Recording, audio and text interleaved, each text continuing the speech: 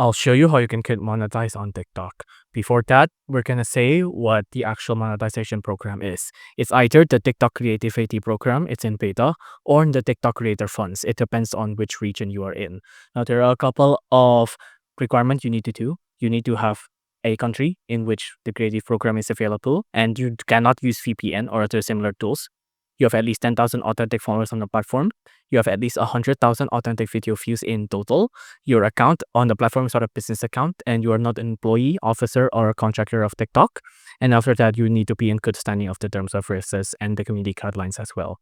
Now, once you have known all of this, let's go ahead and see how we can apply for this program.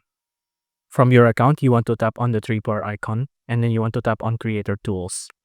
Once you tap on Creator Tools, on Creator Next, you want to go ahead and find Creator Fund.